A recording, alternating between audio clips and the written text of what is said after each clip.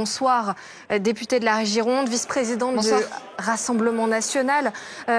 On entendait aujourd'hui Jordan Bardella dire que Sébastien Lecornu était à la tête d'un bail précaire.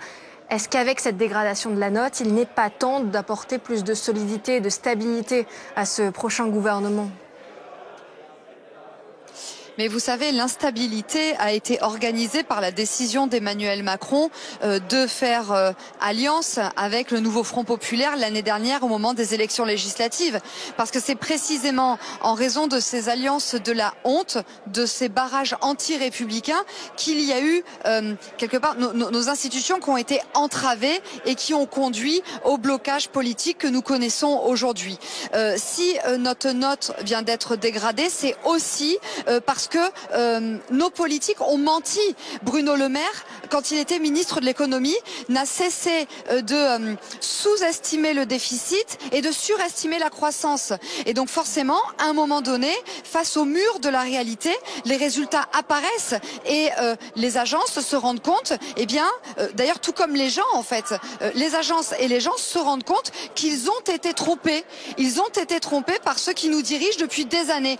Donc si vous voulez, Monsieur Lecornu, eh bien tant qu'il ne fait pas la rupture avec le macronisme, c'est-à-dire tant qu'il entraîne la France dans tout ce qui a conduit à la situation dramatique dans laquelle elle est aujourd'hui, eh bien en fait il n'y aura pas de changement, les mêmes causes entraînant les mêmes effets.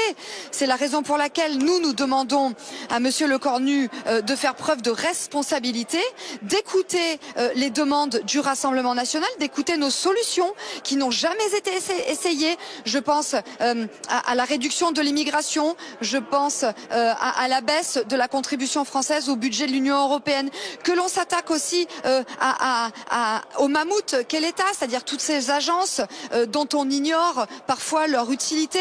Vous voyez le montant, les subventions que l'on accorde aux énergies renouvelables. Donc en fait tout ça, il faut arrêter parce que c'est notamment ces décisions politiques-là qui nous ont conduits dans cette situation. Vraiment, je tiens à le dire, le Rassemblement national incarne à lui seul un pôle de stabilité.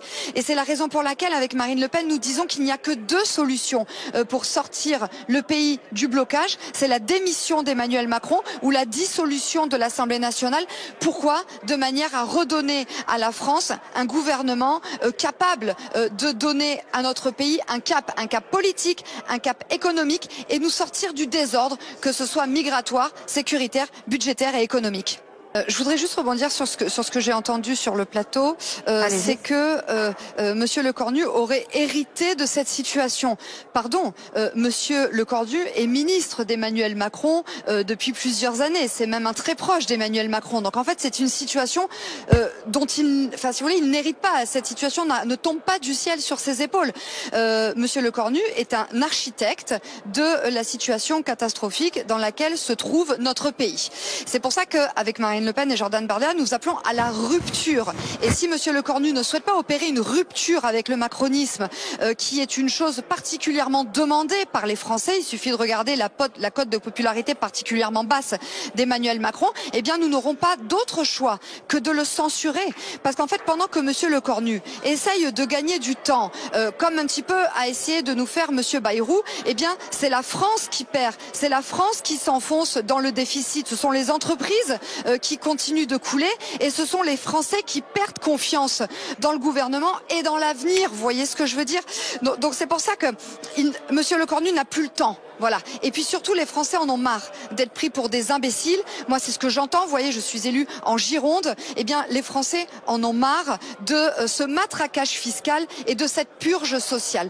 Donc, si Monsieur Lecornu n'écoute pas ces revendications légitimes des Français et particulièrement ces revendications des 11 millions d'électeurs du Rassemblement national, eh bien oui, sans trembler, nous le censurerons parce que la censure sera une opportunité pour la France de se redresser.